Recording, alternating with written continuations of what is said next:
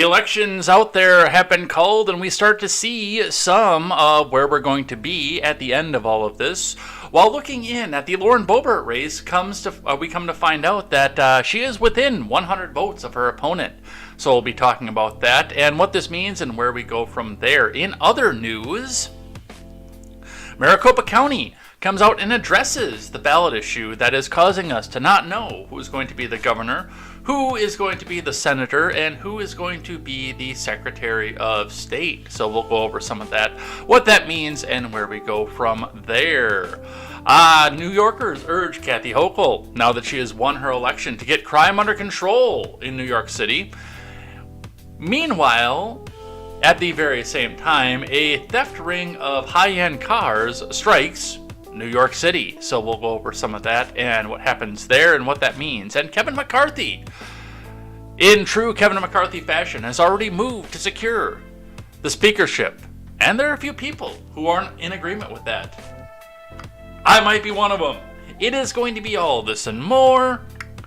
Welcome to the aftermath of midterm season. I am Jay Edgar, and this is Contemporary.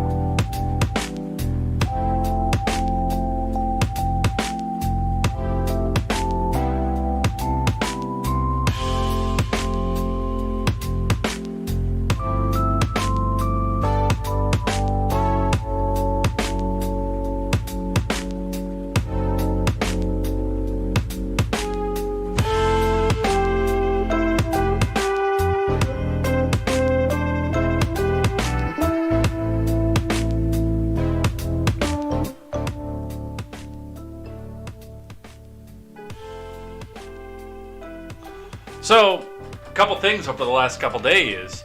Number one, and unfortunately because of scheduling conflicts, the morning show is going to wind up becoming an afternoon show in the near future.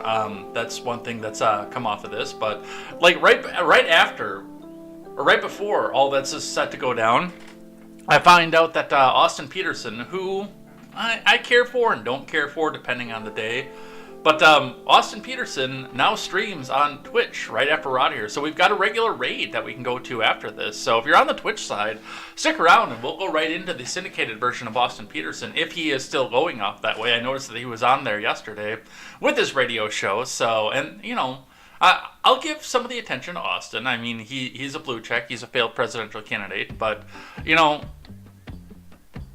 trying to take some of the audience away from the AM radio means that we can maybe go to the AM radio and see some of the crossover that's going on multiple platforms. So if that continues, that will be our regular raid at the end of this, unless, of course, Stephen Ignoramus is going, because he's actually one of my favorite people in the world, and I would rather go and give him the attention possible. But yeah, there's that coming off this, and we do have a lot to go over here today. There's some stuff breaking right now where they're starting to talk about election fraud, but unfortunately, I'm sitting at the point here where I wasn't able to look into any of that because it was breaking right out. The trend was breaking right as we were getting started here. So usually I'll take maybe 5 minutes or so and go look into something. But I mean, we were already live when I saw that happening. So that'll probably be a tomorrow thing. But we've got plenty to go over here today over on Contemporary. It's been wild. It's been a wild 24 hours here, especially with the comeback for Lauren Boebert. Now, she's not winning yet, But this is tighter than I think a lot of people thought it was going to be at 11 o'clock on Tuesday night. I saw this, saw it in the Discord, and not my Discord. I think it was in the Real Off Hours Discord. But somebody was actually mentioning the fact that it was coming up there, and I made the mocking statement of, and I put the soy jack with it, and I said, "Oh, Lauren Boebert should have conceded at 11 o'clock the night of." And I'm like, yeah, this is why they don't concede, especially in races where there is going to be question, because, now we've got the ballots rolling in, and while it may have seemed like a clear-cut win at 11 o'clock on Tuesday night, now it's not so clear-cut, and it's within reach, so we'll be talking about that. We'll be talking about a ton of other things. The Donald is on the chopping block again, just like the mainstream media wanted him to be, and, some of this does seem like this was planned, perhaps? I don't know. We'll see this. We'll watch what's happening with this, and we'll go over some of the results here on Contemporary. Before we get started, make sure you guys go check out great programming such as The Daily Ignoramus, The Breakdown with Birkenhoff, The R-Rated Conservative, The Porch Boys. Go check out Overruled with KTZed, tweets by Brit. Go check out PJ Patriot, the No Gimmicks podcast, Mr. Behavior if you're over on Twitch and you're into gaming, which I think a lot of you are because you're over here. And by the way, if anybody sees Major Victory, let him know, because I saw his comment from last night yesterday after we were off air, that I do actually plan to do a Let's Play playthrough on this channel of Final Fantasy VII. He said that it was a great game and I should play it, and I said, well, I'm already planning on doing that, but I want to share that experience with all of you. So I don't know if I'll do the big remastered version, if I'll do the original version. They're both available on PC, so... And, there are a few here, too, especially like if I go capture card mode, too, as well, where, maybe we'll do... Maybe I'll actually finish Final Fantasy X, because I've got pretty much to the airship point of that in my life, and never gone through and finished it. Life has come up, but if I've got an audience here, you guys hold me to it, you hold me to account, and I actually go through and finish video games when I do that. And I've got a list of stuff too. I know that per special request from Sully Blue, I'll be doing a Link to the Past next. I don't know when that'll be, because there's going to be some changes coming up in the near future to this channel and how we structure and how we do things, so there is that. But I want to do that. I want to do Final Fantasy VII, obviously. I do want to go back and finish Mario RPG, Final Fantasy X, Assassin's Creed, I think is going to be coming up here, Black Flag, maybe I'll do the whole series. Building this new system, this new rig that I got here, thank you to Seawall for that, and putting me over the edge and making me able to do that at a time when graphics cards were so expensive, opened up a big library of video games for me as well. So we can do stuff other than talk about and complain about the state of American politics, and actually have some fun every once in a while. So definitely looking forward to that. Looking forward to seeing you guys here for some of that. And let's get into the news of the day, and we will start with the finances we always do. The Dow had another straight day of loss here. The Dow really does not like the fact that it looks like it's either going to be... How do I put this gently? The Dow doesn't seem to like the fact that this didn't go as well as they thought it was. And then the Dow was rising when it looked like it was going to be a red wave on Monday and Tuesday. The Dow was shooting up. But for the last 2 days, when nobody knows where the Senate is going to land, and where we are actually thinking that there might be some pressure put on to continue the fire hose spending off of here, I think the Dow was anticipating the fact that we might not have spending for a little while, and we can ease the quantitative interest rates, and they know. They know that the reason the Fed is doing what they're doing and trying to keep you and I out of the markets is because they want us out of the markets, but they want the government to still be able to spend the money off of this, and that's one of the drivers of inflation. As much as the media tries to gaslight you and tell you that the government spending is not a part of the inflation, it is. And Wall Street knows that, so we'll continue to watch this and see what happens with this and where this goes. Looking in at Bitcoin, well, it's on sale right now. So if you're interested in Bitcoin, now would be the time to pick up a little bit. If you're not interested in Bitcoin, then don't do so. But if this is something that you would enjoy, it's on sale. $16,565 US dollars and 70 US cents per Bitcoin. That is up on the day, 661.30, 4.16%, because it dropped below the 16,000 mark at one point here, down to 15,904 was where it was at when the day switched over. Its lowest point, 15,668.40 in recent times. So definitely time to get on the board of this if this is something that you're interested in doing. But we'll continue to watch this and see what happens, because Bitcoin, as not really an asset, but as something that is very, very liquid, something that can be turned into US dollars, which are getting to be about as worthless as the Bitcoin at this point, in a very, very quick manner if you need to buy gas, diapers, food, etc. That's one of those things that you can, if you've got it in your portfolio, can switch it out to cash instantly. So that's going to be the first thing to go before the stock market sells off. And then the stock market obviously will be next, so we will continue to see kind of a 24-hour short term as to where the economy is going. That's why I like to look at this. I know that our friend Ron doesn't care for it very much, but I know that that's part of the reason that it's in there. And, you know, one of our guys that was a regular before was very interested in Bitcoin. He put it in the live chat every day, so that's why we started following it. But that's what we see for that. Looking in at your fuel prices around the Madison area, looks like we are still on the downswing again, yet the Speedway as the high price at 380. Looks like 360 is the low price, and I can't believe I'm saying 360 is a low price, but 360 is the low price at the Quick Trip on the west and east side, 370 the BP on the north side, 370 on the Isthmus for the Quick Trip and the Amoco, both in that area, 374 at the Quick Trip in Cottage Grove, in Monona, not Cottage Grove.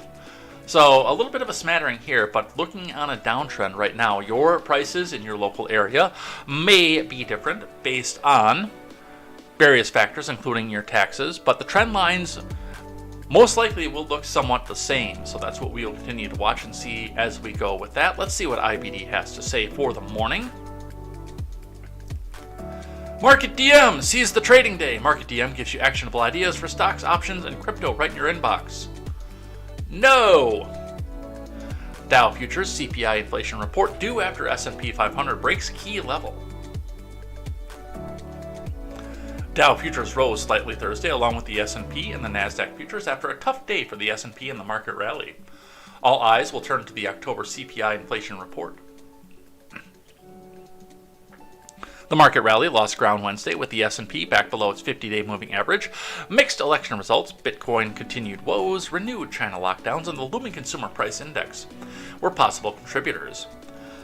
Bitcoin plunged to fresh 2-year lows as Binance, the world's largest cryptocurrency exchange, said Wednesday afternoon that it would not buy rival FTX.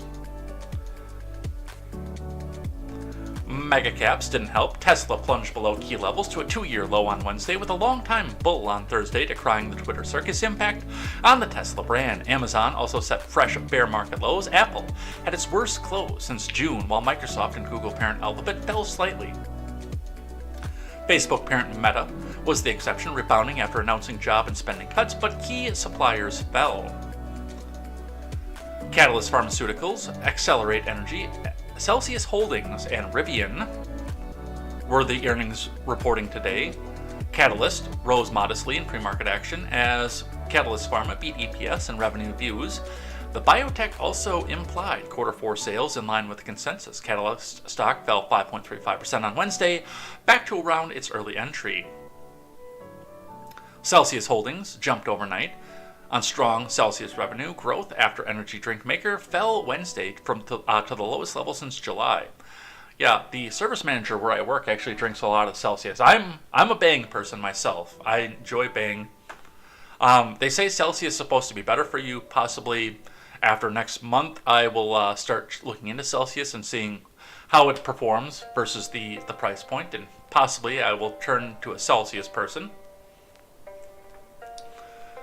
Rivian stock rebounded on mixed Q3 results after tumbling to a 4-month low on Lucid results.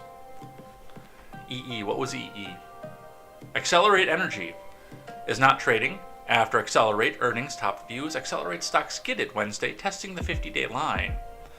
Early Thursday, NIO reported wider than expected loss early Thursday, but revenue topped. The Tesla China EV rival also gave conservative Q4 guidance on deliveries amid recent COVID-related production issues. NIO stock rose modestly in pre-market trade. Shares tumbled to a 2-year low on Wednesday as southern manufacturing hub Guangzhou announced COVID lockdowns, slamming many Chinese stocks.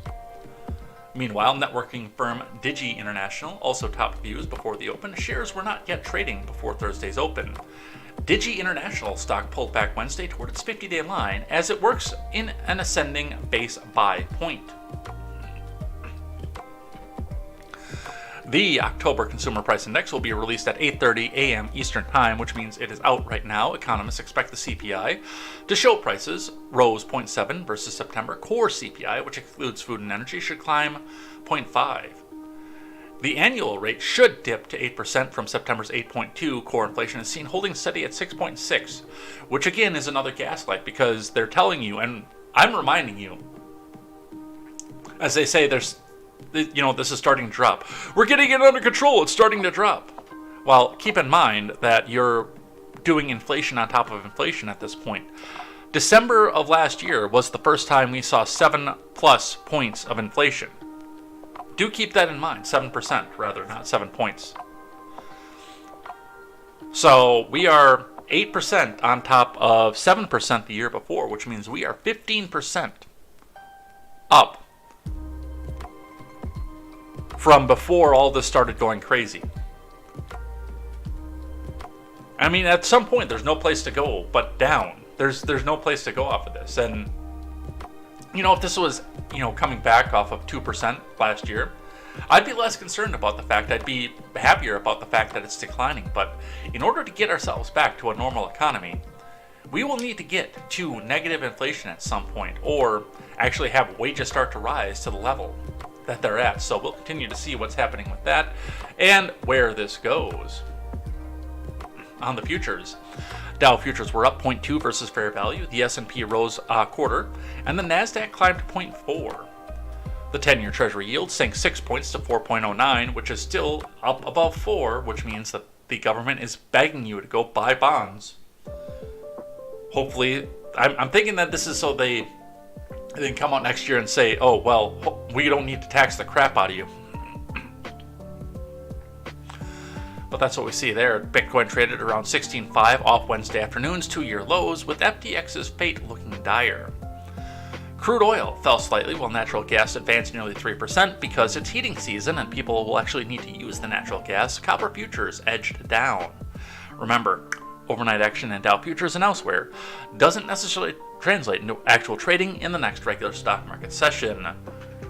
Let's look at the inflation report since it is out now and it wasn't when I was starting the show.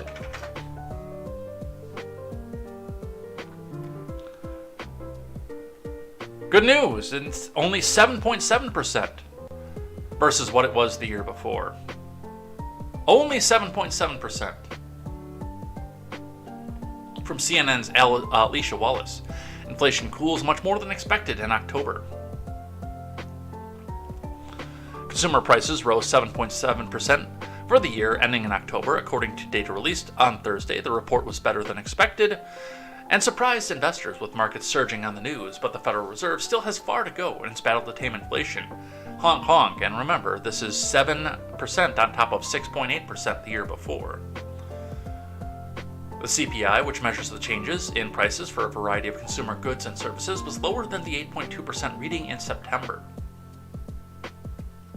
Today's CPI report shows inflation is moving in the right direction. Honk honk, said Eric Merlis, Managing Director, Co-Head of Global Markets at Citizens. The report provides ammunition for the Fed to begin pricing in a sub-75 basis point tightening. This will be a welcome development for the Fed. On a monthly basis, prices rose by 0.4. That's on par with the previous month's increase of 0.4. Economists were expecting the monthly figure to grow given October's surge in energy prices. Still, there appear to be some gains made in measurement, watched even more closely by the Fed. Core CPI, which excludes more volatile categories of food and energy, was 6.3% for the year ended in October and down from the 6.6% increase posted in September. Month-on-month, core CPI increased 0.3. It had logged monthly increases of 0.6 in both August and September. they're going to gaslight you off of this and say, don't worry about it, it's coming down, it's coming down. It's not coming down. It's at this point just catching up with where it was. So, with that, that is something for us to watch. Let's get into the election news because we've still got a bunch of that. You know, there used to be a time when you knew what the election was beforehand. And I actually wanted to start, and let me rearrange a couple things here, with what is happening on the Boebert race before we pan out and see what's happening the rest of the way here. Now, this was a screenshot that was taken and put in a Discord, not my Discord, but another Discord last night.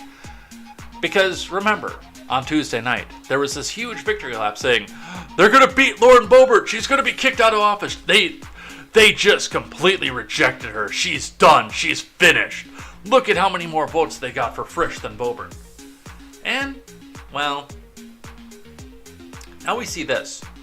Now, it is important to note that Lauren Boebert is still behind in her race, but as of this point, which was, I think, 6 o'clock last night when the screenshot was taken, she was 64 votes behind.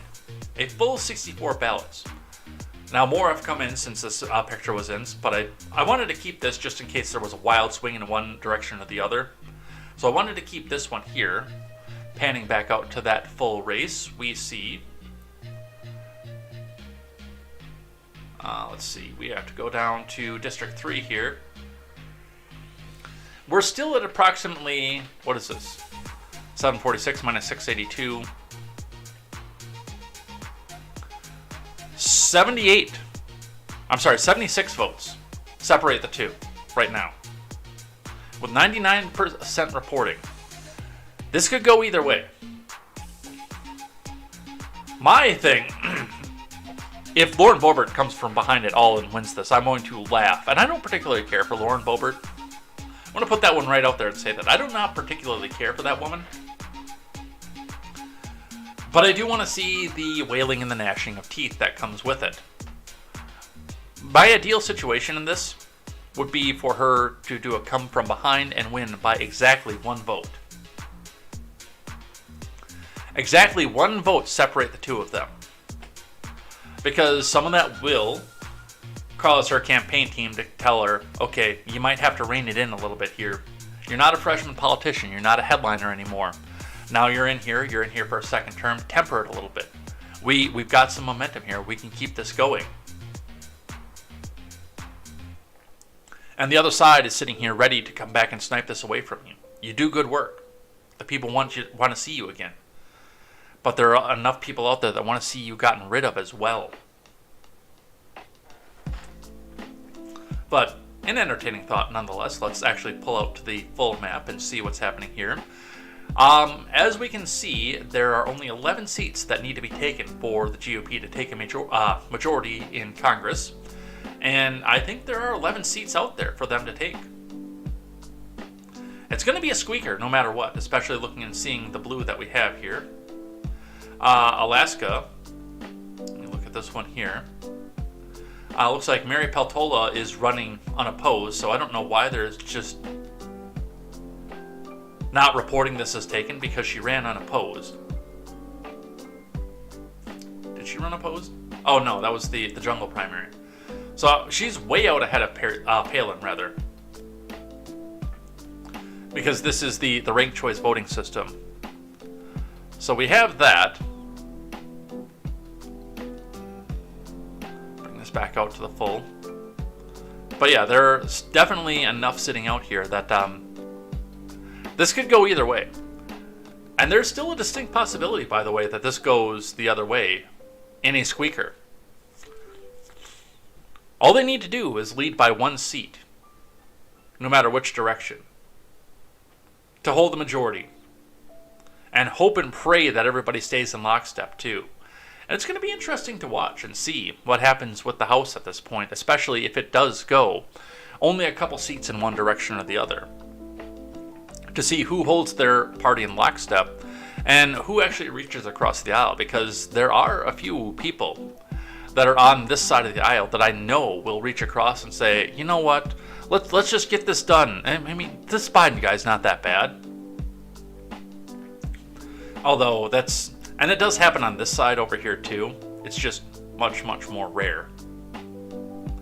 It happens in both directions. Just one side is more rare than the others. Looking at the Senate race, 48 to 46 is what Google shows. However, remember, other parties have 2 seats.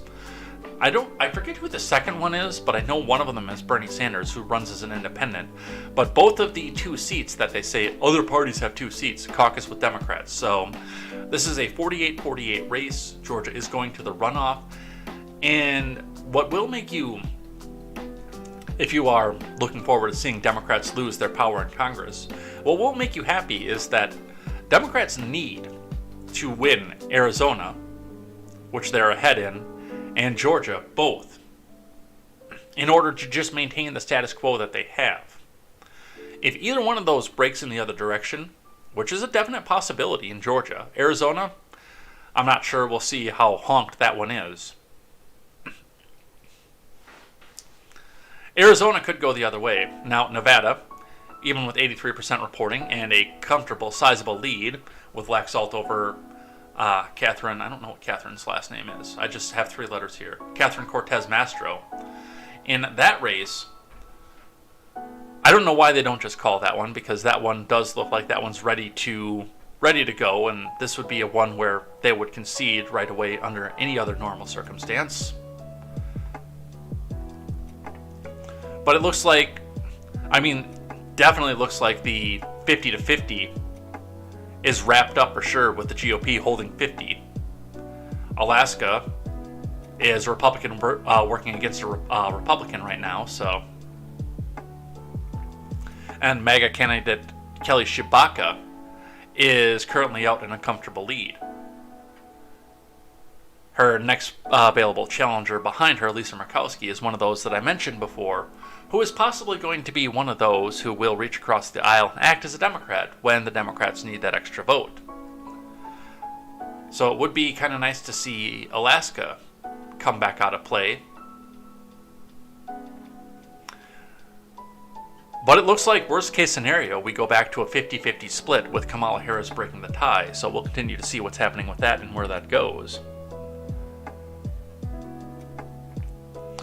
But yes, in order for the status quo to be maintained for Chuck Schumer, both of those have to go in the left's direction. Georgia is confirmed to be going to a runoff right now. There is enough of a comfortable lead that under normal circumstances Warnock would win it, but by Georgia's election laws, if no candidate gets to 50%, they redo the election on a shortened campaign period known as a runoff, so we will continue to see what happens with that. All right, let's look in at some of the things that have happened since yesterday. Number 1, from CNN, Ron Johnson prevails in Wisconsin in Senate race that Democrats eyed as a pickup opportunity, from Eric Bradner. Thank you, Ron Helton, for that. Angus King out of Maine is the other independent senator. But he does caucus with Democrats. Did I get the author on this one? Eric Bradner? I think I did. Wisconsin, I will take whatever position I need to take to have the power. Senator Ron Johnson will win re-election, CNN projects, defeating Mandela Barnes. Huzzah. That was one of those races where there was no good choice. I have not been secretive about my disdain for Ron Johnson. He will literally go wherever he can get the most power. He doesn't care about the Republican Party. He doesn't care about the Democrat Party. He cares about sitting in his seat. Defeating Mandela Barnes in a race that Democrats saw as one of the best flip opportunities in the midterm elections. The victory is another demonstration of the remarkable political durability of Johnson, 67, who can take whatever position he needs to have power, who has now won 3 consecutive hard-fought elections despite polls that long showed him among the least popular senators up for re-election this year. In holding off Barnes, whom Democrats had viewed as the outset of this year's election cycle as a potential rising star, Johnson also bolstered the GOP's hopes of winning control of the Senate. Barnes conceded and thanked supporters on Wednesday. "We didn't get over the finish line this time, but I know this movement that has meant so much to all of us will keep going," he said in a statement. Throughout the summer and fall, Republicans relentlessly focused their attacks on Barnes over crime. The attacks focused on Barnes' efforts as a state lawmaker to end cash bail, as well as 2020 interview with PBS Wisconsin weeks after the police killing of George Floyd in neighboring Minnesota, in which Barnes suggested that funding should be redirected from police budgets to other social services. The GOP seized on the trial of Darrell Brooks Jr., the man who was found guilty of 6 counts of first-degree intentional homicide, and, by the way, 78 counts of deadly assault with a vehicular homicide, for driving his SUV into a crowd of Christmas parade attendees in Waukesha, Wisconsin last November, killing 6 people and wounding dozens more. Brooks was out on $1,000 cash bail when he committed the murders. Barnes had been a chief proponent of bail reform as a state lawmaker, but he argued that his measure would have kept potentially violent offenders like Brooks in jail. Probably not. I'm going to just go on a limb and say that. Barnes' slim lead in public polls collapsed in September when Republicans spent nearly $6 million more than Democrats on the air, slamming Barnes, particularly on crime. By October, a CNN poll conducted by SSRS found no clear leader in the race.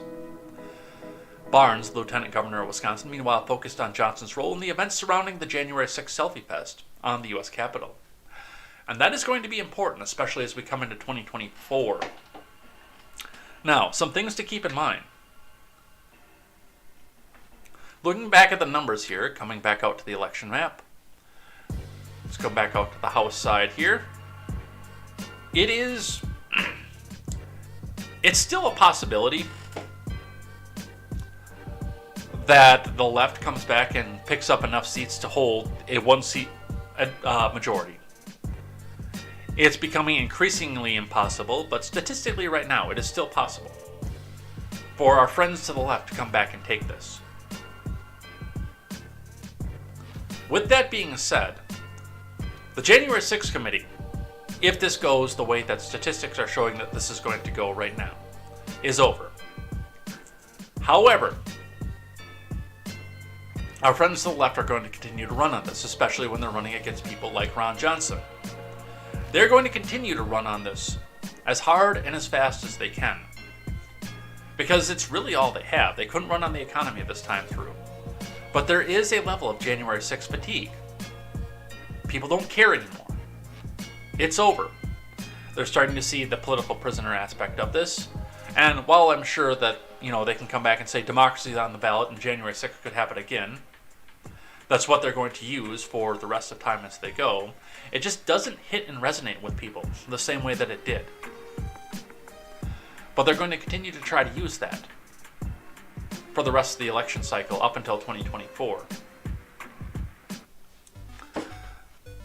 Johnson, who played a role in trying to push fake electors, that has actually not been determined, by the way, for then President Trump before the start of the congressional certification of the 2020 electoral votes, has repeatedly downplayed the attack on the Capitol, saying it was not an armed insurrection, including as recently as October. It wasn't. Now, when you're fighting back against police who are intent to kill you, yes, you will pick up whatever makeshift armament you have to defend your own life, but there was no planning to come in here and take in, with the exception of some bear spray, again, non-lethal munitions, to go back in and try to take over the government. This was not an insurrection. And never was. But they needed to be an insurrection. Because they had nothing else to run on. But yes, Ron Johnson will continue to be the senator from Wisconsin, thus ending the giant douche and turd sandwich election that we had in my state for the senatorial race.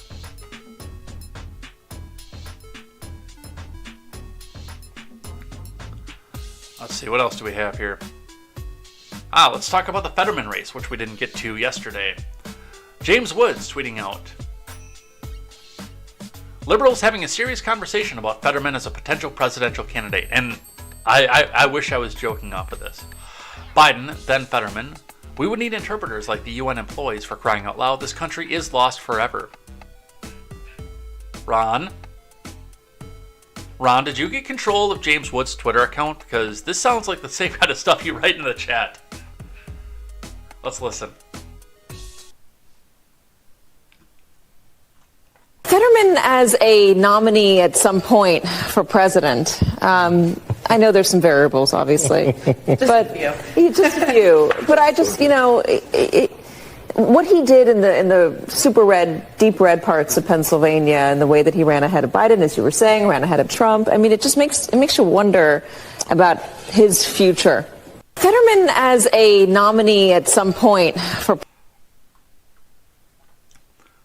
Let me be clear about this. You can't run this man as a president.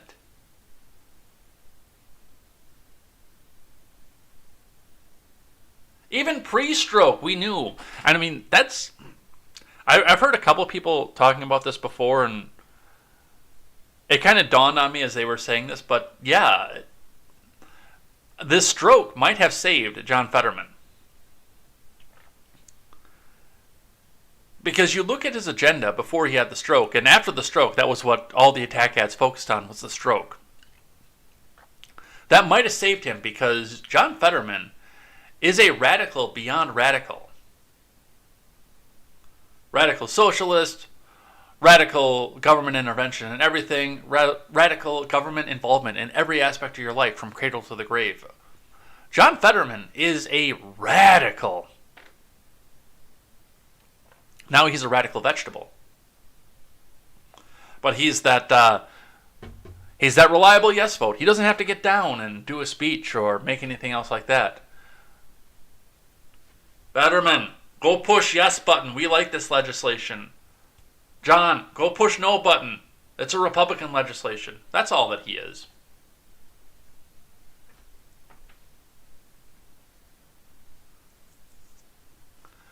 From the Blaze, Katie Tour suggests John Fetterman could potentially be a future presidential nominee from Alex Nitzberg.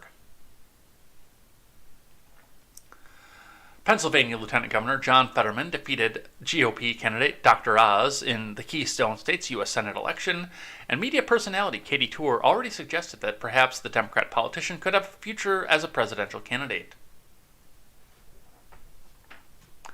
Fetterman is a nominee at some point for president. Tur, an NBC News correspondent who anchors a program on MSDNC, said, floating the idea while also acknowledging that there would clearly be variables.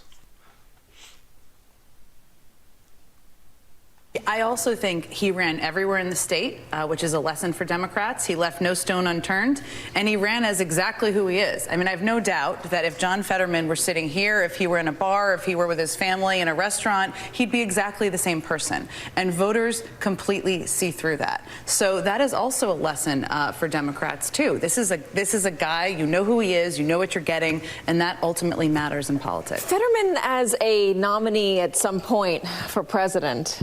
I know there's some variables, obviously, but and really, honestly, I'm going to go right out on a limb and say this: I think the American people would reject Fetterman as a presidential nominee.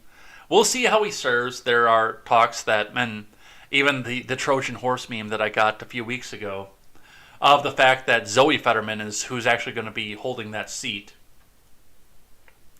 Now that John has had his stroke and really can't function and everything, it's just going to be, he's going to do what Zoe says. I think there's going to be another ringleader to this, but there are people out there that are laughing, suggesting the fact that Zoe Fetterman is going to be the actual one that's running all this. But, I mean, even with that being said, some of these people on MSDNC, CNN, NBC, NPC News, I should say, non-player character news, they really do have to come out here and yell from the high heavens to make Fetterman a presidential candidate. Because they're all in behind him, like every ounce of effort that they had behind him. And now if they come back and don't take it out to the logical level, a lot of their people will start to wake up to the fact that they've been had.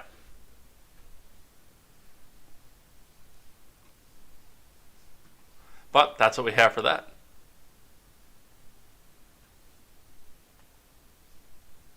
No, I was talking about the "this country is lost forever" thing, Ron Helton. From Yahoo News via the Rolling Stone, these Republicans are casting doubt on election results and refusing to concede. From Nikki McCann Ramirez. This will be a short one here, but I know at least one of those because they've got Carrie Lake sitting up here. I mean, Carrie Lake shouldn't concede right now. And there are people out there that I said should concede. Dr. Oz was one of them. You have no clear point to victory at this point.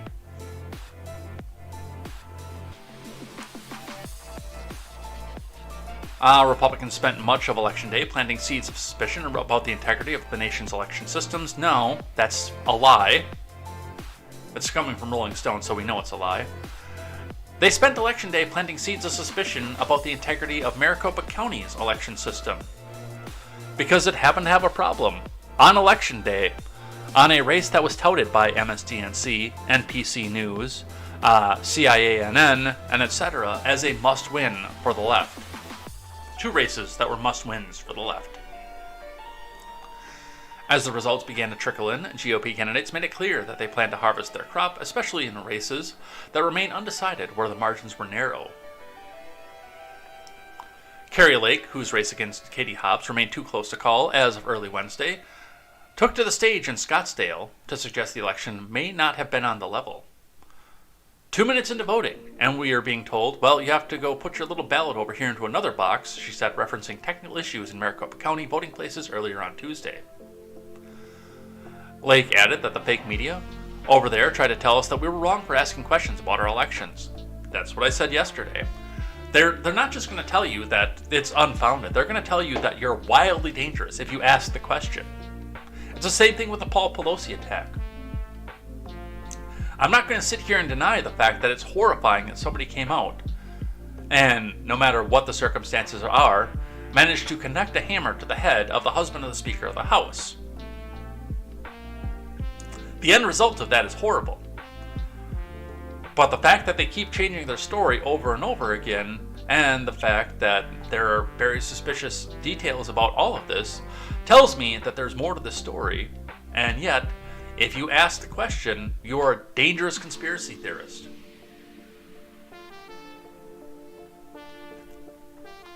You know, by the standards that they put out here, there are some times where most of the people in the mainstream news would have been considered to be dangerous conspiracy theorists. Let's listen to Lake. You make this victory come whatever way you want. If it comes decisive on Election Day, then bring it to us that way. If we have to fight through the BS and the garbage, then we will fight through the BS and the garbage. But how do you get fair and free elections? You have to fight and win to make them fair and free. And we needed another stark reminder that we have incompetent people running the show in Arizona. Who is ready for a change? We had great patriots around this state show up today. It was so amazing. They showed up at the polls early this morning only to be told the election equipment didn't work. 2 minutes into voting, we had people being told, well, you're going to have to put your little ballot over here into another box. Guys, the fake media back there tried to tell us we were wrong for asking questions about our elections. Guess what? We are going to win this. We are going to win this.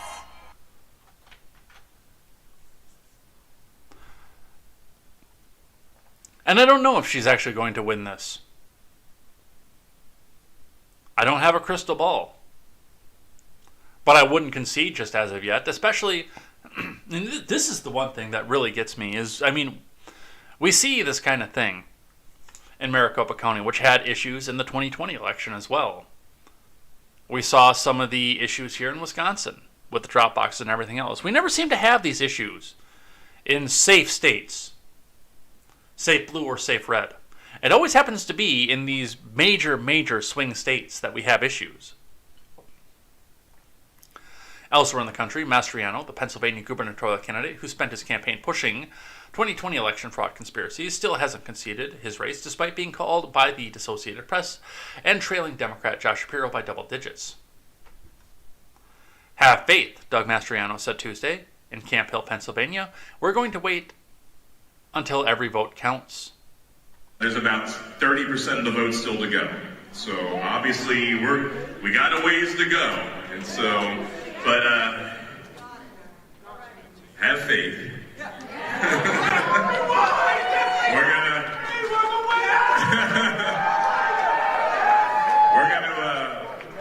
We're gonna, of course, we're gonna have faith and have patience. We're gonna wait till every vote counts, right? That's right. Every vote counts, you guys. Which their count does come to an edge where Mastriano is behind by considerable amounts. We can actually go back and look at that race because I still have the coverage up here. Yeah, he's 14 points down with 97% reporting. I don't think that one's going to be a come from behind off that one.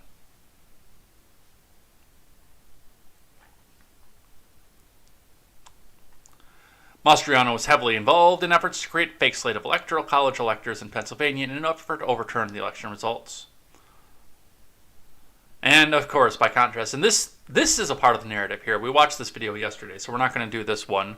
But with the Tim Ryan conceding and Stacey Abrams conceding, and a lot of this is the narrative of some of these people who were gaslit and fought like hell and were spammed into your feeds, like Stacey Abrams and Tim Ryan, etc., are now being given a very, very public platform to say, well, I concede with grace.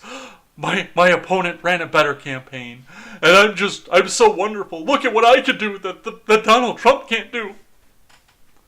Spare me.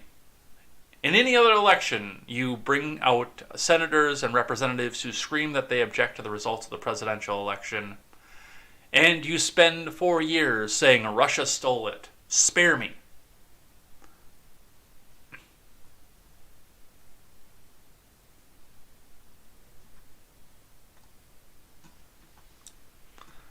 But that's what we have for that. What else do we have? Maricopa County has a thread addressing what's happening with their printer issue. So we'll go through some of this. We've got some video. We're not going to watch all of it. It's a lengthy thread.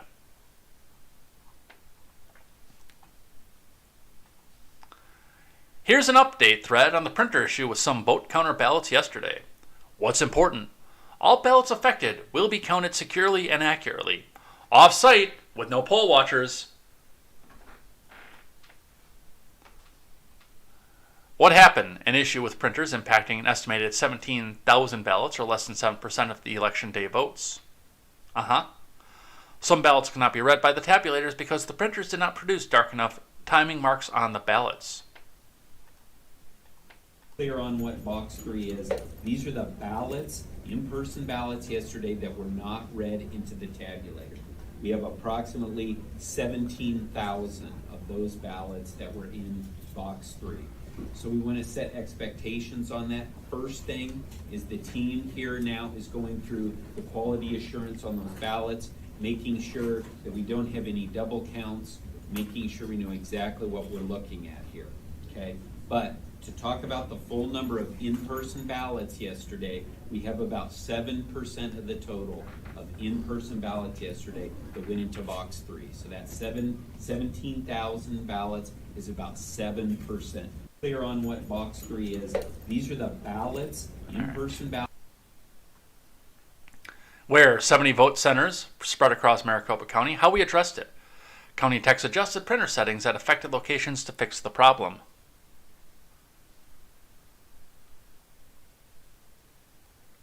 Voters had several ways to cast a ballot, including dropping their completed ballots into a secure box, door 3 on site. Those ballots will be verified as legit and then tabulated at MCTEC. That process is already underway. We had voters who showed up in person to take a ballot, vote it, and feed it into a tabulator. And for those who were not able to run that through the tabulator, they put that in this, what we call box 3. that we discussed earlier. So that was around a little bit of over 250,000. In addition, we also had people who received a early ballot. That was what Reporter Rich was talking about. As opposed to going in and feeding a ballot through the tabulator, they actually brought in that ballot. We had voters who showed up in person. Why did this happen? We're still investigating. Honk honk. The printer settings were the same ones used in the August primary, and the paper was the same thickness. Prior to the general election, Maricopa Vote test printed and test tabulated hundreds of ballots without issue. Honk honk.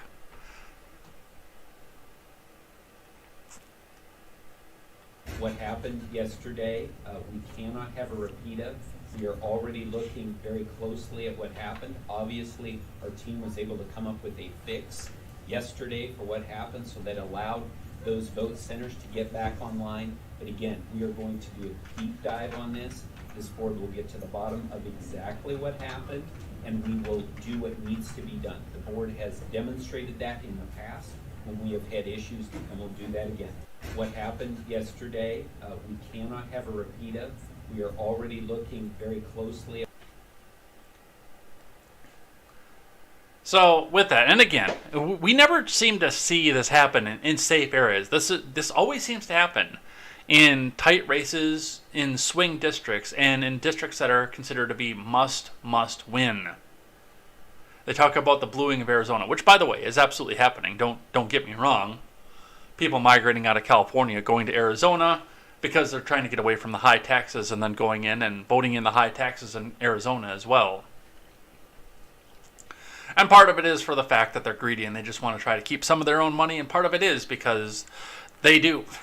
This is the thing, and I said this to the left in an open letter on my blog years ago when I was still writing a written blog, of the fact of a part of the problem with our current system of representation among states is that all of the leftoids seem to gather in various places. Wisconsin is a great example of that, by the way. And some of that is the control aspect of it, because, if they get out of these highly sanitized areas, then they do only hear one side of the story. They get into the echo chamber, they never ever hear a dissenting thought. Whereas if they go out to Wyoming, they might actually have to work for a living and hear a dissenting thought, instead of having the state take care of them from cradle to grave. But I'd always said, the big problem is that you concentrate all of your power into small, tiny little areas. Chicago, which is enough to take over statewide races in Illinois. Madison and Milwaukee, to a lesser extent, but not as much, but is also for the most part able to sway at least politics in the state of Wisconsin. Los Angeles. And they completely leave places like Montana, at the time Arizona, even though they're flooding out into that one now, Wyoming and whatnot away. Because you concentrate all of your people into one area and just feed them a steady line of echo chamber bullcrap. But it does look like they're trying to spread out and spread their ideas. And I think some of them are actually going to get off the train when they do stuff like that.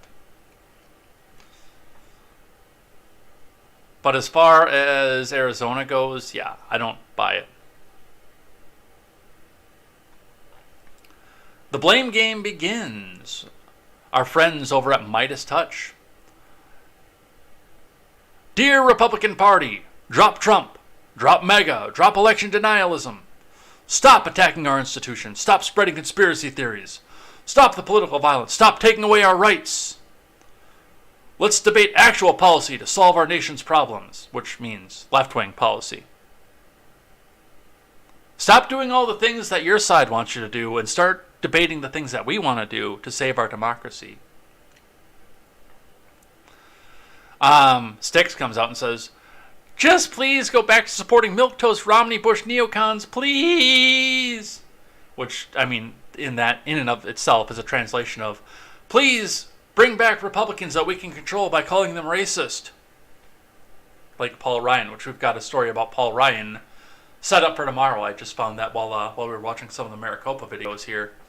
And I commented back, but because I fashioned this show to be something that you can listen to with your kids in the car as an alternative to the AM radio. I'm not going to read mine because there is coarse language in mine.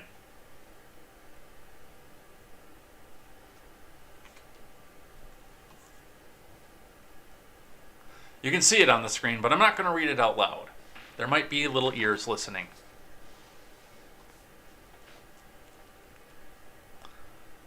From the Blaze. Yeah, this is, and thing I hate today too is, by the way, some more of the Trump hate here. MSDNC's Chris Hayes tells Republicans that Trump to blame for midterm failures. He screwed you today. By the way, this is a big part of why they need Katie Hobbs to win Arizona and Reverend Warnock to win in Georgia. In Georgia. They need that defeat. And why they creamed themselves over Tim Michaels losing in this state. They need to have as many Trump-endorsed candidates as they can lose. My friend Wiz Political over on Twitter actually is kind of falling into this trap as well. Instead of looking to the fact that a lot of funny things happen in very, very tight swing district races, instead of looking at that, he looks at the fact that, oh, look, all Trump's candidates lost. Well, Ron Johnson won. Let's read here from The Blaze. MSDNC host Chris Hayes addressed Republicans on the progressive cable news channel's coverage of election night, during which a red wave of Republican victories appeared to fail to materialize. Would help if I could read.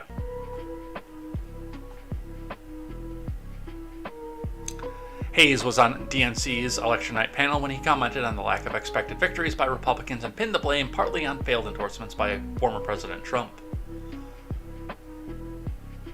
Let's listen.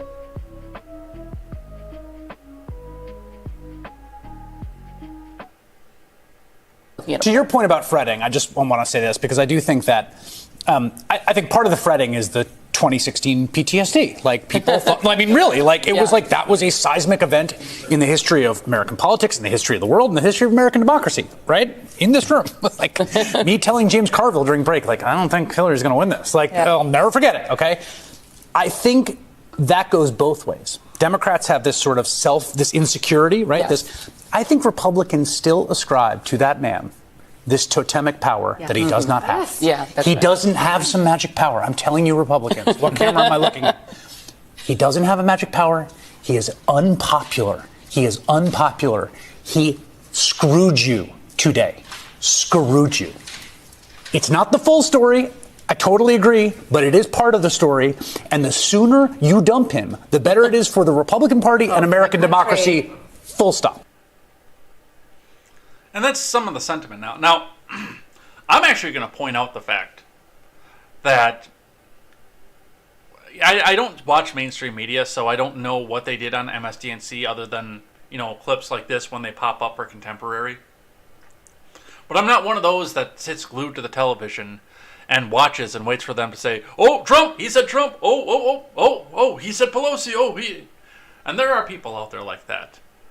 I was commenting to a friend earlier before we got started here and pointed out the fact that, because he had brought up Tucker Carlson, and I said, I don't know that I've ever seen anything from Tucker Carlson that wasn't something that was being breathlessly shared around and saying, this is why the GOP evil, coming from a left-wing account. I don't know that I've ever seen a MAGA account show Tucker Carlson. I don't know that I've ever actually seen that. But what I did see is, because I use Twitter as the marketing tool for this program, and I use that to market some of my channels, some of my friends as well, I spend a lot of time on that platform, and from what I noticed there is that all of the Trump picks seem to be the ones that were being forced and thrust into the spotlight for the progressive accounts to tell all their followers, we need to get out and defeat these people. And even though there's apparently some sort of feud between Donald Trump and Ron DeSantis, which I don't necessarily buy that either, there's the whole a celebrity feud makes everybody more popular kind of thing. Check your metrics. A celebrity feud makes you more popular. It's the blood sports effect, effectively.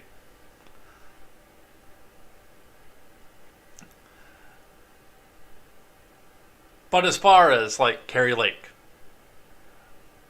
there were tweets upon tweets from the big-time paid endorsement Twitter accounts, the Kosciarellas, the Jersey My Wife's Son Reliance, the JoJo from Jersey saying, "We need to go and defeat Kari Lake. She's a dangerous election denier."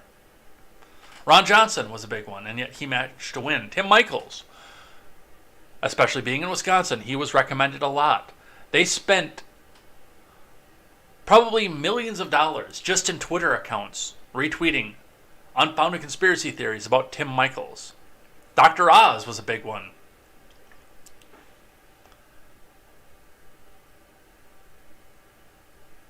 Meanwhile, the milquetoast neoconservative candidates barely got a mention. Now, once they purge MAGA and the Trump effect and the America First thing from all the rest of this, and, you know, there were other ones too, like Marjorie Taylor Greene was a big one. Lauren Boebert was a big one, and she's on a race that's right on the line as of the recording of this, as of the streaming of this. She is right on the line.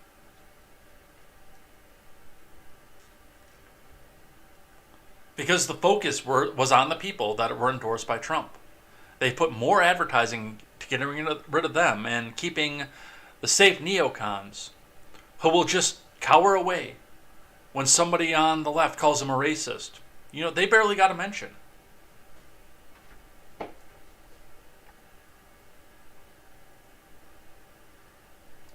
I don't necessarily think this is Trump's fault, except for the fact that he painted a target on people for the left to go after. I think that there is some effect of Trump having this and being the loss, but I don't think it's because of all the things that he did, like Benny Boy seems to think, and we'll be listening to that in just a little bit. On the other side, Ocasio-Chavez slams New York Democratic Party leadership over election results. From Michael Schnell.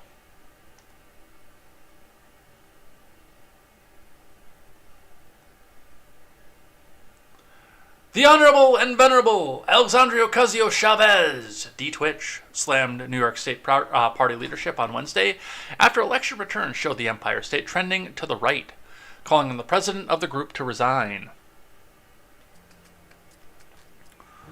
New York State Dem Party leadership, okay, which was gutted under former New York Governor Andrew Cuomo, stuffed with lobbyists, works to boost GOP and failed to pass basic state ballot measures to protect New York redistricting, okay, puppy?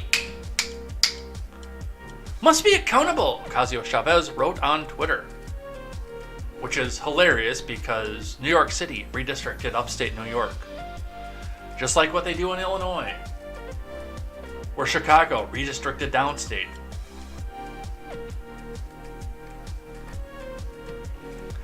I called for Jay Jacobs' resignation a year ago, and I still hold that position, she added, referring to the New York State Democratic Party president.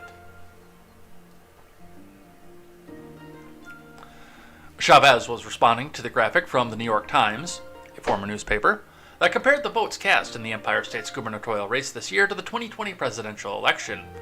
According to the Times, the vote in New York this year shifted more Republican.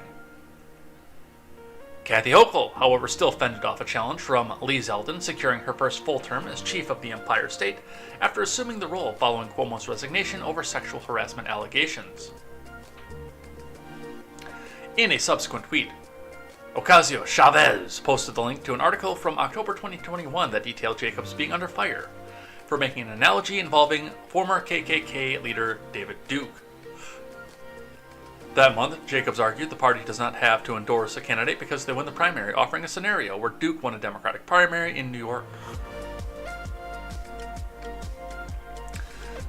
After leading the party to catastrophic ballot measures loss that would have saved Dem House seats, the party chair compared a black woman Dem nominee to the KKK, okay, puppy? He was protected. Last night's underperformance is a consequence of that decision.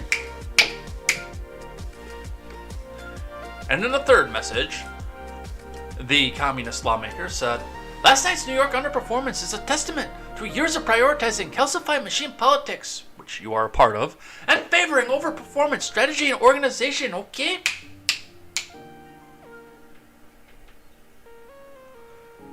She said the state party president must go and added, "We must recenter the party to better value community leadership and small d democracy, okay?" The Hill has reached out to Jacobs for comment. You know what the worst part is? I don't even have to look at the chart and know that she won her seat again.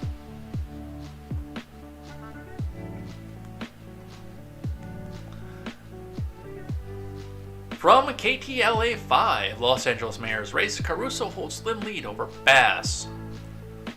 From Tony Kurzweil, Travis Schlepp, Nexstar Media Wire. The race to become the next mayor of Los Angeles remained too close to call on Wednesday, and it may be several days before one of the candidates is declared the winner. With about 44% of the votes counted, developer Rick Caruso had a 51 to 49% lead over U.S. Rep. Karen Bass. The contest seesawed through the night, without either candidate ever leading by more than a few thousand votes until Caruso opened up a 12,000 vote lead in the update on Wednesday morning. I can't believe Caruso is doing that well. Having run as a Republican in the past, I cannot believe he is doing that well. Bass, currently the representative of the 37th district, is hoping to become the first woman to be elected mayor of LA and the second black person to hold the office. Because, demographics are more important than policy prescriptions. If elected, Bass said solving the homeless crisis would be a top priority for the city. She received support from several top Democrats during her campaign, including Joe Biden and Kamala Harris. Yeah, that's probably a part of the problem right there. Although it is Los Angeles. From The Blaze. Undercover footage shows illegal electioneering for Pennsylvania Democrats at 2 Philadelphia polling centers. Surprise, surprise. And this shows this is the polling center entrance. It would appear, based on undercover footage captured by Project Veritas, that Democratic operatives were illegally electioneering in Pennsylvania. Yeah, we know. That's why so many people freaked out about the idea of, you can't bring food to people in the line. Those poor people standing in a line in Georgia. It is presently unclear how profound an impact such activities had on the outcome of the tight Senate race between John Fetterwoman and Mehmet Oz, the latter of whom has conceded, facing a 3-point delta. Using hidden cameras, Veritas action journalists filmed alleged electioneering at Pleasant Playground polling place on 305 Slocum Street in Philly.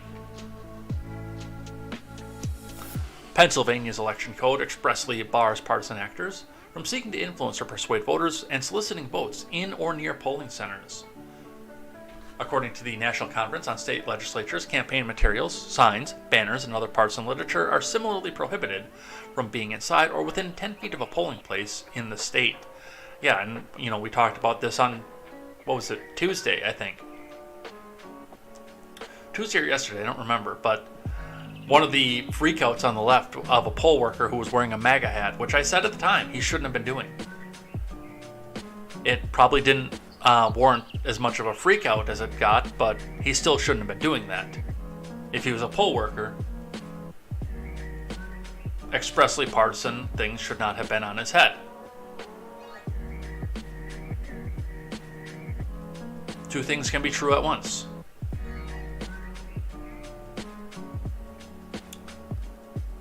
Within arm's reach of the door of the building wherein Americans took part in determining the fates of their state and nation, men identifying as committee persons handed out instructional documents, including a leaflet entitled Official Democrat City Committee Ballot, detailing precisely how one ought to vote. The document laid out how to vote uniformly for Democrats such as Fetterman, Shapiro, Austin Davis, Art Haywood, and Chris Rabb.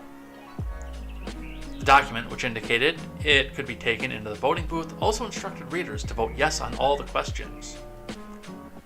Yeah, dude, that's against the law. Now, what you do outside of the polling place is your own business. I don't agree with expressly throwing out literature like that either, but what you do outside of 100 feet of your polling place is your business.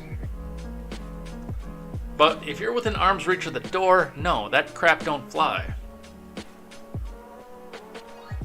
The Philadelphia Citizen reported that the questions the electioneers wanted yes votes on pertained to two charter amendments. First, whether to create a city department of aviation and cabinet-level positions to oversee airports, and second, whether preference should be given in civil service exemptions to qualified graduates of career technical education programs in the school district of Philadelphia. One of these so-called committee persons was identified on the video as Rudy Stewart.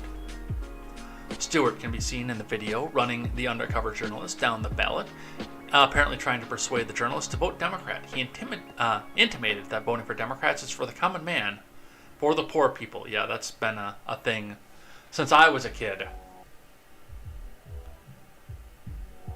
And there's a chance that when I was a kid, it actually was true. Not anymore.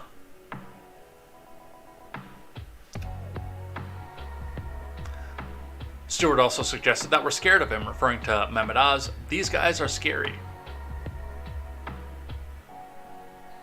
Yeah, that's against the law.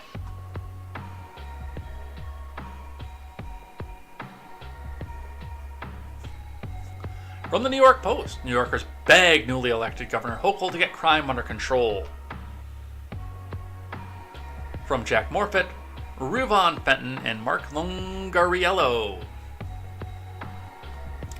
Fed-up New Yorkers begged Kathy Hochul to get crime under control after a surprisingly close win in an uninspiring gubernatorial election where she routinely downplayed concerns about rising crime in the Big Apple. People in New York complain about high crime and crime in the subway, so why did they vote for Hochul? Steve Bacali, 70, told the Post Wednesday morning outside of the 72nd Street subway stop. Well, they were being afraid of being called a racist, sexist, bigot, homophobe, Islamophobe, MAGA, insurrectionist.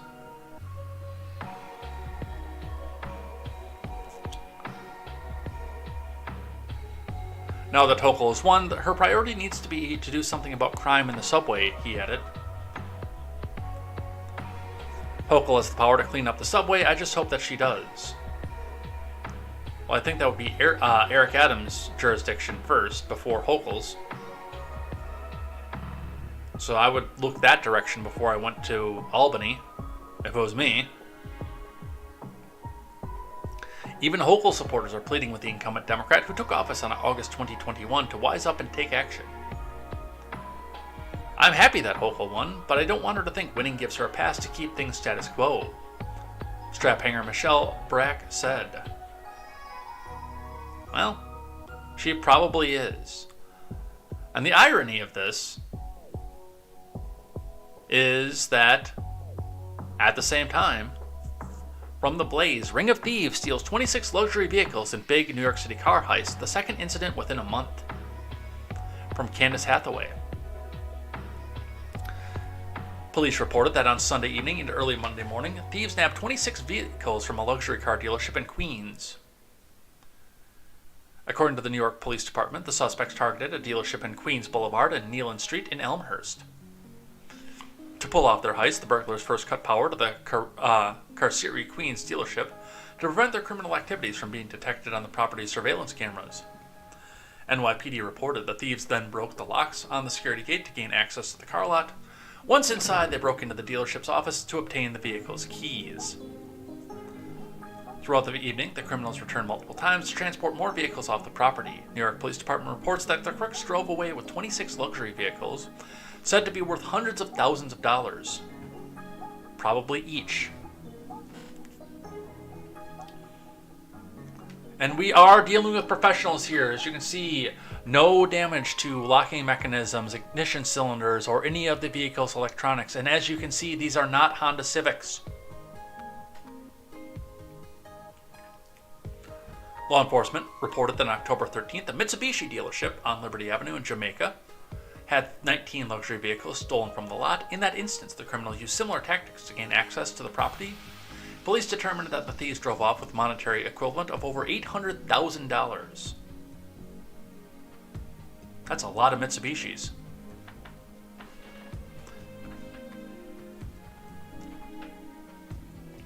Employees did not notice that the lot had been robbed until they returned to work on Monday.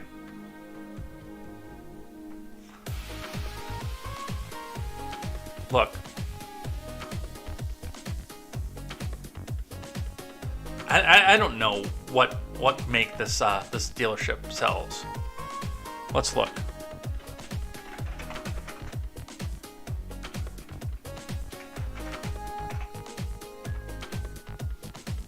So this is apparently a used car dealership.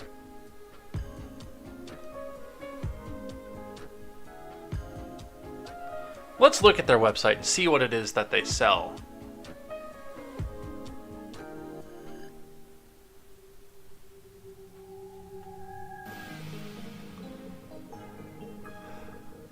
Audi.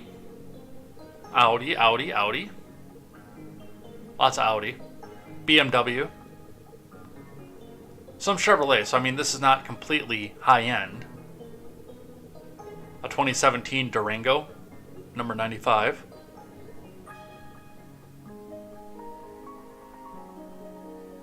An EcoSport Escape.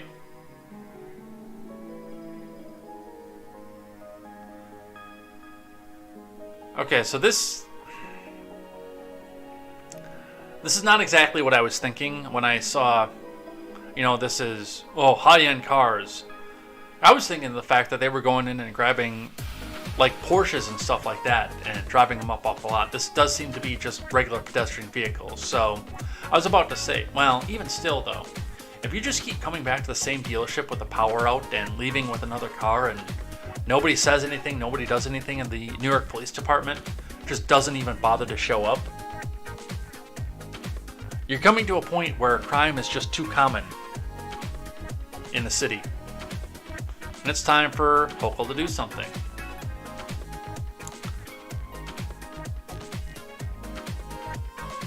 From Newsweek, an opinion piece from Anna Kasparian of the Young Turks. My fellow progressives, we need to stop the gaslighting on crime. Op-ed.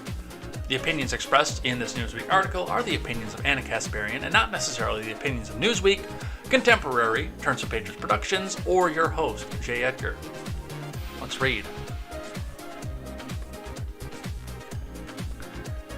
It's been breathtaking to watch the same Democrats who spent more than 2 years ordering Americans to trust the Pinko-Pox-related data turn around and reject statistics showing a clear rise in violent crime.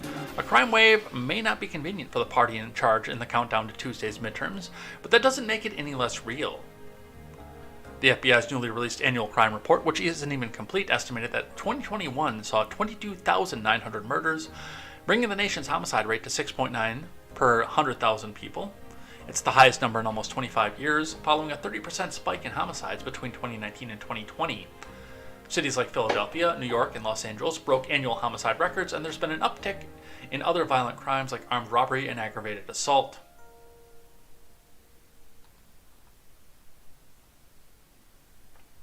It's no wonder that 61% of all voters, including 8 in 10 black voters, told the Pew Research Center that violent crime is very important to them in the midterms. Yet all they get from Democrats and progressives is gaslighting. In an interview on MSDNC last week, Kathy Hochul brushed off concerns about public safety as nothing more than a conservative conspiracy to brainwash Americans into thinking that they're less safe. Is Governor Hochul under the impression that black voters feel less safe because they're watching Fox News all day? That's actually probably true. All major crimes, with the exception of murder, are up in New York City this year. Police data show a 33% jump in robberies, 58% rise in grand larceny, and a 31% increase in shooting incidences. Hochul's comments on MSDNC were so woefully tone-deaf that she was forced to walk them back in a subsequent interview on New York One, in a 180-degree turn that was reminiscent of another progressive forced to confront reality, this time in Los Angeles. During the debate last month, candidate Karen Bass was asked to rate how safe she feels on the streets of LA. I do feel safe, Bass answered. On a scale of 1 to 10, Bass rated her perception of safety at 10. Well, as a U.S. Congressperson, you have a bunch of Capitol Police and private security making sure that you are safe. That all changed 5 months later, after 2 men burglarized her home and stole 2 of her handguns. My safety's been shattered, Bass admitted, revising her personal safety rating to a 5 out of 10. As a progressive myself, it's been frustrating to see members of my political group drop the ball. Poll after poll shows crime as one of voters' top concerns this election cycle. Yet, much like Hochul and Bass, progressive activists and politicians have downplayed the crime wave by blaming right-wing fear-mongering and conservative media for voters' concerns about public safety. When the hell did Anna Kasparian get based? And she's absolutely right, by the way. I cannot believe I just said that about Anna Kasparian. I cannot believe those words just escaped my mouth. But she's 100% absolutely right. When you look at things like what's happening here, and the crime wave, and everything else, one of the things that makes it a problem with progressives is, number one, it goes against their defund the police narrative. Obviously, when defund the police comes out and fewer people want to go and be in the departments for public safety, which, again, I think is very based in and of itself, because I think you are responsible for your own safety first. The vast majority of Americans cannot function that way, and they do need to have the state to protect them. That's a society problem. That's not necessarily a crime problem. Because so many people have, what's the word that I want to say, bequeathed the responsibility of their own safety to Big Daddy government. That is something we need to change at this point. I feel safe going into some of these inner cities, except for the fact, the ones where I have to go in there, where if there's even the smell of gunmetal, then I'll be arrested and put away for 95 to life. But I don't go to those places.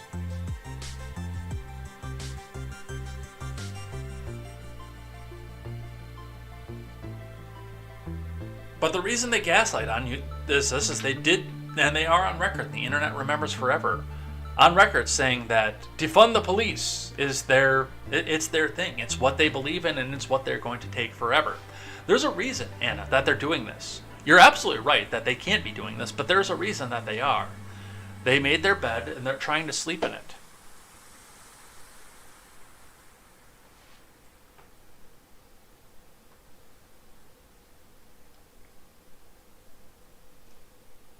All right.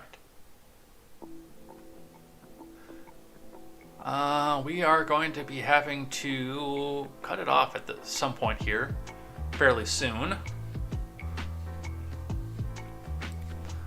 But there are a couple things that I want to touch on before we get to things that I like and things that I hate. From the Daily Wire, arrogance at its finest. Biden boasts that he'll change nothing about what he's doing. From Hank Berrien. On Wednesday, after most of the results had been tabulated from Election Day, President Biden declared that he would do nothing differently, despite voters being disenchanted with the direction of the country. Earlier in his press conference, Biden had stated that the voters were also clear that they're still frustrated. I get it. I understand it's been a really tough few years in this country for so many people. But then a reporter noting Biden's comment for that voters were frustrated and polls showing 75% voters believing the country is headed in the wrong direction asked Biden, what in the next 2 years do you intend to do differently to change people's opinion of the direction of the country, particularly as you contemplate a run for president in 2024?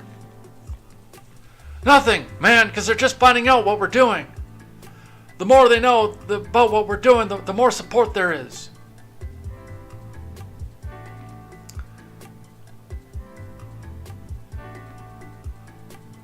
Andy Biggs, totally disconnected. And here's the video of him saying this. Years do you intend to do differently to change people's opinion of the direction of the country, particularly as you contemplate a run for president in 2024? Nothing. What in the next 2 years do you intend to do differently to change people's opinion of the direction of? I would have liked that to be a little bit more complete than just the selectively edited, picked 11 seconds there, but regardless, yeah, the White House needs to change their entire messaging and their entire plan. The problem is that they didn't get the wake-up call that they needed to get.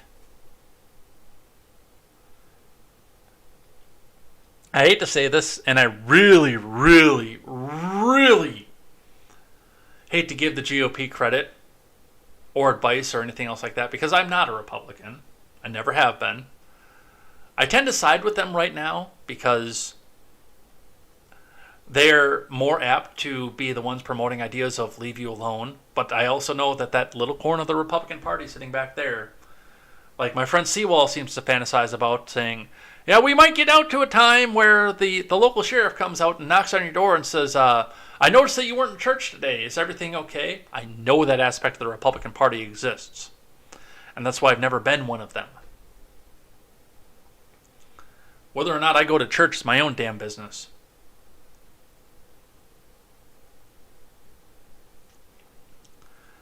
But they needed to come back and make a win. They absolutely 100% needed to win this. To punish the Democrats so they got their messaging different. So they kicked the progressives out of their party.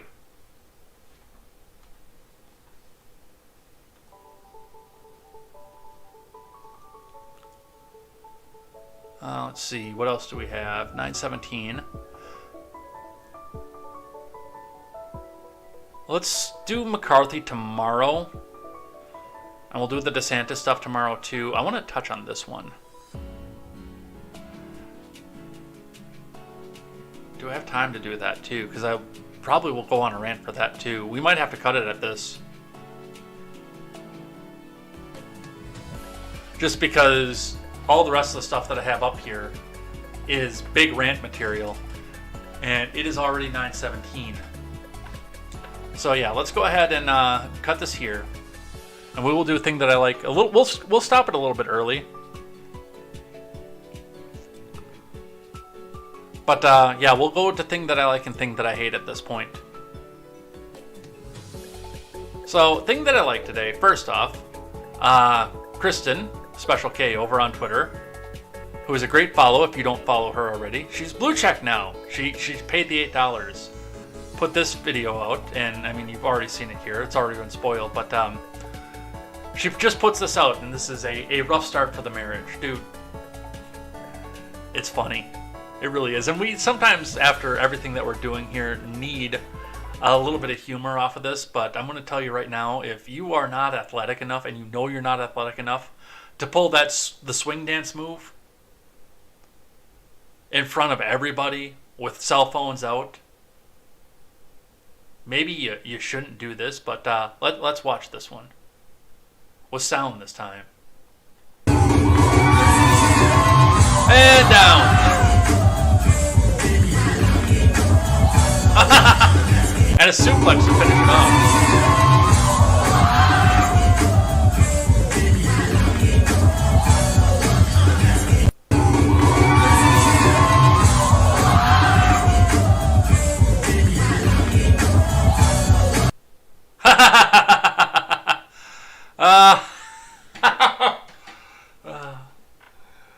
I do hope that they come off of this and they have a long and happy marriage, but that's not a sign of good things to come.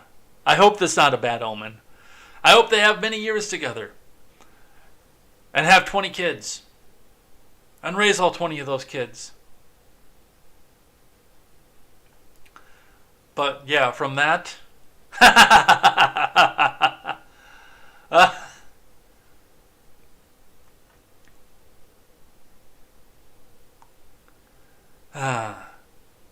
I hope you enjoyed that as much as I do. Other thing that I like today, so what was supposed to be right before I found this one, what I had on schedule for thing that I like today is sometimes we go down through, if there's like nothing major that had happened in the news cycle that I can use for thing I like, I go through and share the ideas of what it is that I am watching on TV, on the Paramount Plus, on the Netflix, etc., the movies that I watched, or the music that I'm getting into, or even the video games that I play. I know we've looked at Mass Effect, the Fallout series, we looked at Next Generation. We'll probably do DS9 next week because I started watching that on Paramount Plus. And sometimes we go to the music. So I was in the local Woodman's not that long ago. What was it? What night was that? I think it was Wednesday night last week. No, it was Friday night last week. I was in the local Woodman's and just listening to some of the music while I was in the line, and I heard a certain song from an artist that I had not heard from in quite a while. I don't even know if this guy's still touring at this point. But I came out and immediately made a tweet saying in support of the artist because I remembered how much I actually enjoy the music. Now, I'm a big guitar enthusiast, and this person, in spite of being more philosophical and more poppy, really honestly, is probably one of the better guitar players of the modern era. He's not really hard-edged. He does a lot of acoustic. I know I probably sound like a college stoner as I'm saying all this right now. But I'm, of course, talking about John Mayer. And one of the interesting things about John Mayer is when he was brand new, when he was coming out for the first time, he was in the music rotation for the grocery store I was working in, and I could always hear the managers disparaging him, saying, making fun of the voice, which, I mean, that in and of itself is a little bit that you could make fun of with his voice. It is a little bit weird, but really, realistically, it's good. And he had come back onto my radar in probably 2012, I think. 2010 or 2012, when I was still back in the Facebook days. And a friend of mine from when I was a little kid, he and I reconnected through Facebook. He has just moved to Florida, but he was still living up where I grew up at the time. And he was pointing out the fact that he was using John Mayer's music to introduce his 4-year-old son to the guitar, which, started making me take a second look at this particular artist, John Mayer, because it is interesting. It's a good one here where you can, instead of taking the sanitized music, the sanitized kids music, and exposing your kids to it, like the Disney Channel stuff or Kids Bop or things like that, where they completely sanitize it, or the Alphabet Song or things like that. You have real world music that a child can grow up listening to. Come out of the ABC stage and still be listening to the same music. That's not riddled with all the, as my friend Stephen Ignoramus would like to say, all the smut and all the filth that's in modern pop music. If you've not listened to John Mayer, or it's been a while, you'll notice that there's not a lot of the adult and suggestive themes in his music. It's more philosophical. Something tells me stay inside the lines. Trying to break out of the norm of what high school is and what the real world is. It's good music. And of course, the reason I look at it is because he's an incredible guitar player. So let's listen to an acoustic version of Bigger Than My Body, hopefully with the live stream, not enough to get me demonetized on YouTube, even though I'm already turned the monetization off, and possibly reintroduce some of you guys to John Mayer.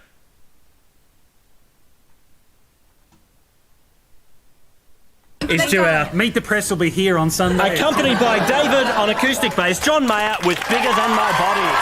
Thank you.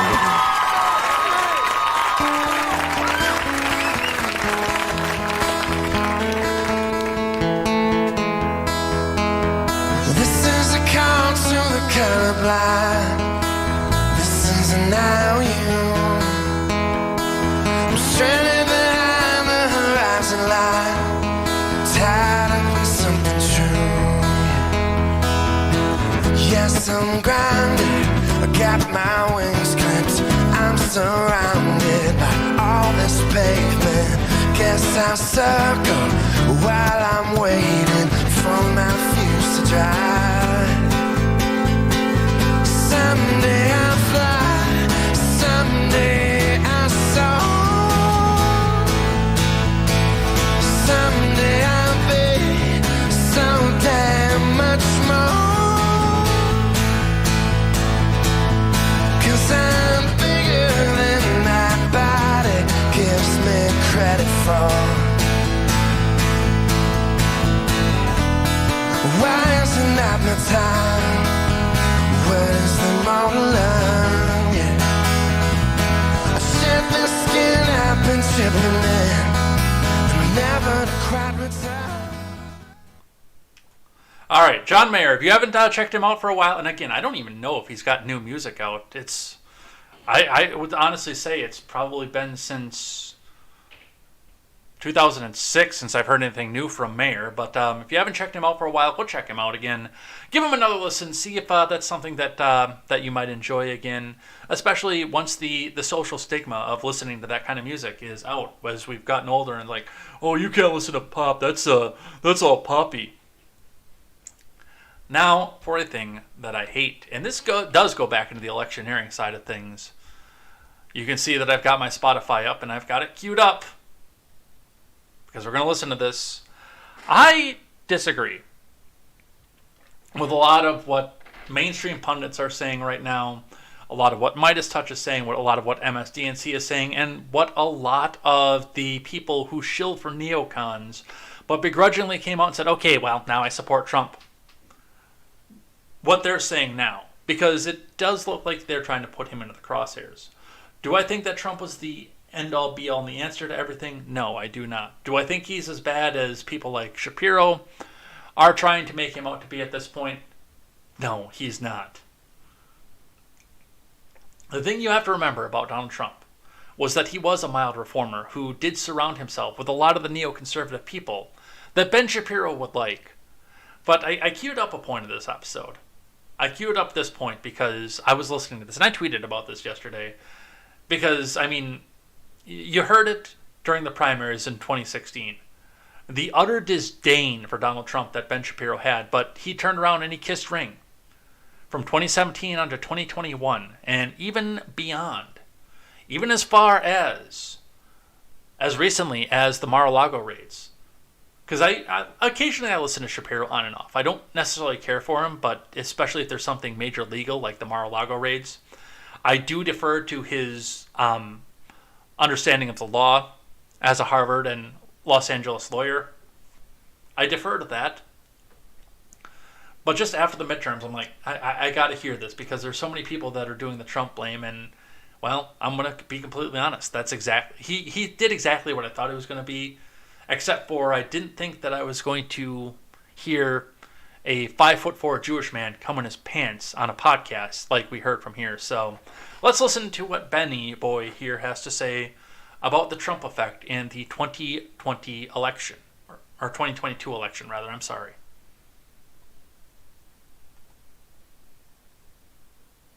That is the result. The result is, I don't know. Because they keep saying to the Republicans, be sane. And then to the Democrats, be sane. And neither party seems to be able to be sane. So let's talk about what this means for the Democratic Party going forward and the Republican Party going forward. Let's start with the Republican Party because I want to save the silver linings so that we can talk about some happy stuff in a little bit. But first, let's talk about what this means for Donald Trump. Donald Trump, in the last moments of the election, right before the election, he decided that he was going to start sounding off about how he was running again in 2024. That does not help. It turns out that the exit polls show that Donald Trump is wildly unpopular with Americans. I'm sorry to break it to folks. Donald Trump is not a wildly popular figure outside of about 1/3 of Americans. About 1/3 of Americans love the guy, and the other 2/3 of Americans are not super happy with him. I would say 1/3 of Americans love him. I would say 45% of Americans cannot stand him. And then there are people in the middle who are really not particularly happy with Trump. They don't hate him beyond cancer, but they aren't particularly. This is what the exit polls showed. Exit polls last night, 37% favorable rating of Trump. He hasn't been president for 2 years, 37% favorable rating. So when you come out days before the election and you rip Ron DeSantis, who just won a 20-point victory in Florida, as Ron DeSanctimonious, people react to that and they don't love it. When you say on election day, as Donald Trump literally did yesterday, when you say that Ron DeSantis better not run against me because I have so much dirt on him, I know him better than anyone except perhaps his own wife. Is that like a smart move? Politically speaking, is that a good strategy, or is that a very, very stupid strategy that seems rather narcissistic when you are trying to lead your party to the victory? Here's the question. Is Donald Trump the leader of the Republican Party, or is Donald Trump just Donald Trump? And if he's just Donald Trump, you can love the guy. If he's the guy who wins the primaries, you can vote for the guy. I voted for him last time around. But is that the person you want leading the party? Because there is a giant leadership vacuum. Who's the leader of the Republican Party right now? Is it Kevin McCarthy? Do you think it is? God, I don't think so. That. I don't see that as a leadership class at the top of the Republican Party in any way, shape, or form. Donald Trump certainly is not the leader of the Republican Party. He is not. Not because he's not de facto a leading figure who is a Republican, but because his priority is not the Republican Party. If you're the coach of the Baltimore Ravens and you go out there every single week and you don't actually do much coaching, you just kind of stand on the sidelines and you just point at people who make mistakes. You're like, that guy's terrible. I can't believe him. He just won't do what I say. And then your team keeps losing. At a certain point, people might say, maybe that coach isn't amazing. He's not amazing. Like, he is the coach of the team, but he's not very good at being the... All right. And it goes on and on like that until the end of the episode for probably another good 15 minutes of him going on like that. And I'm going to tell you right off the bat, Ben, this is completely unproductive. What you're saying about Trump is being unproductive. What you're doing right now is unproductive. I'm going to be completely honest with you. And, again, with Ben, this is somebody who is screaming for another Bushite, Cheneyite fucking war pig, excuse my language, war pig, to be back into the office, to be back sitting in there so he can get a proxy war to try to get, to defend Israel once again. Just like every other Republican behind him before. He had a begrudging respect for the Donald, but there's way more going on to this than just a belligerent orange president sitting out on a social media platform that nobody follows, tweeting or truthing things out that are not in kind to what it is that you have to say. And again, a big part of what had happened on Tuesday had more to do with the machine politics and less to do with what Donald Trump did and what Donald Trump said. The only real problem, and I said this right at the top of the show when we were talking about it at the time, the only real problem with the candidates that were backed by Trump is the fact that all of your big machine, highly paid accounts out there, Jersey, My Wife's Son Reliant, and JoJo from Jers, and Dan Rather, and all of the staff over at MSNBC, with the endorsement, that was a target on these candidates, who were, under most circumstances, probably would have flown under the radar on the national stage, and many of whom were nothing more than mild reformers. I think the most extreme one off of this was Carrie Lake. Dr. Oz and Herschel Walker had their own fame that they could come back and run behind. And I think they would have possibly done better without the target on their back, especially in the South with Herschel Walker, because, college football is huge in the South, in Georgia. And Dr. Oz as well, the TV doctor thing in the Northeast. But because he got their backing, it was the instant target. And, they're election deniers. They're going to do this. I'm going to tell you right off the bat, I don't support either one of those candidates, but I think they probably would have done much, much better in their situations without the target on them, because the machine has to look at anything that Trump does and Trump touches and says, we have to stop it no matter what. This is the great evil of our lives. Over a mild reformer who, in spite of his America First agenda, still surrounded himself with neoconservative war pigs whose only intention was to convince their followers that they're actually crusaders trying to bring Christianity to the Middle East. Ben, ease off. Analyze this. You're a lawyer. Analyze the actual facts here, not just your hatred for Donald Trump and the fact that all you're going to do is sit out here and say, see, I was always right. Even when I got on the Trump train before this, when I was never Trump in 2016, I was always right. Now pay me money and buy Birch Gold. And with that, now I'm all fired up. We're going to head out of here for the day.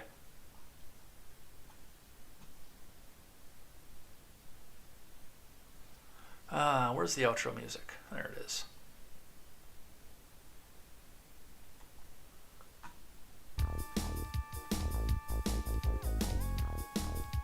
All right, with that, we're done. We're out of here. I've got to head out and get to work and get some things taken care of. We'll be back here tomorrow, listening to some of the live chat and reading what it is, some of the things that you guys have to say. So if you guys feel like I didn't, because I see some new faces were in here, I don't do live chat during the week here, but I do give a special thank you. I write down everybody's name in the notebook, and I give a special thank you to everybody who chatted in the live chat throughout the week. And we also do look at some of your live chats again on Fridays. So it's always a fun time here. I get to see what some of you guys have to say about the news cycle. We'll probably be analyzing more midterms tomorrow. We'll be looking at the Kevin McCarthy race for the speakership and why I don't think that's a good thing. We'll be looking at Elon Musk and the fact that the federal government is now using all of its assets to go after him as a political enemy. and some of the crime statistics and the DeSantis Trump feud as well. We'll look at all that tomorrow here, plus more analysis of what's happening in the midterms. We will see you guys here for that. And until then, I'm Jay Edgar, and this is Contemporary. Take care.